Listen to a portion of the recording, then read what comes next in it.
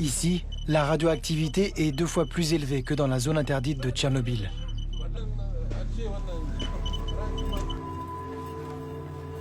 La ville est sortie de terre dans les années 70, grâce à ses gisements d'uranium. Elle est bordée par 2 immenses mines, gérées par des filiales de la multinationale française Orano, que tout le monde ici appelle encore Areva. De cet uranium, les habitants d'Arlit n'en aperçoivent que le relief. Ces immenses stériles jaunes, des résidus miniers entreposés à l'air libre. Les poussières, portées par le vent du Sahara, s'engouffrent dans la ville, jusqu'à l'intérieur des habitations. Qui parmi vous est malade aujourd'hui?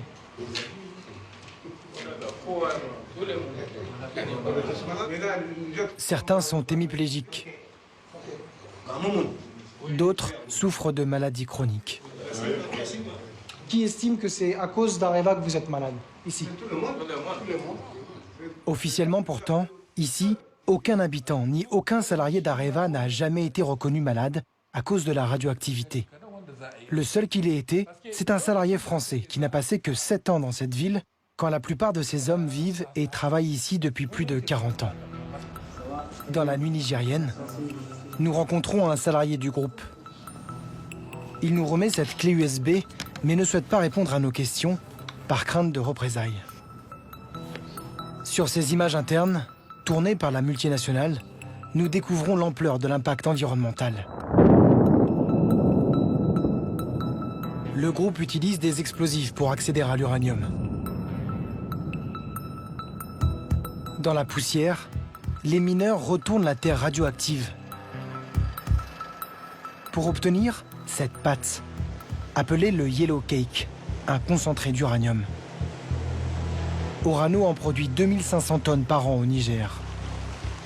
Cette opération nécessite un lourd procédé chimique et engendre des résidus à perte de vue. Les montagnes du bout de la ville n'ont rien de naturel. Ce sont 35 millions de tonnes de déchets toxiques entreposés à l'air libre. Pour mesurer les potentielles retombées de poussière radioactive sur la population, nous sommes venus avec un matériel spécial, un appareil qui mesure la radioactivité. Bonjour Martin Boudou, ça va? Pour nous aider à le manipuler, Bruno Charéron, ingénieur en physique nucléaire à la CRIRAD, la seule association indépendante française qui travaille sur la radioactivité.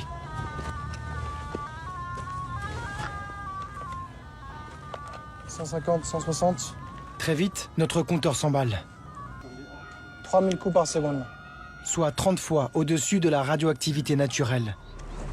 Une personne qui resterait ici 1h30 par jour dépasserait largement les doses maximales de radioactivité recommandées par année.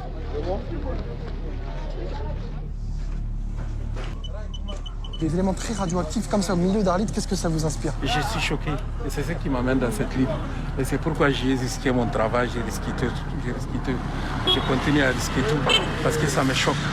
Je pense qu'on ne peut pas laisser les enfants et les pauvres femmes innocents dans de tels machins. Et ça, vous savez, c'est destiné à quoi?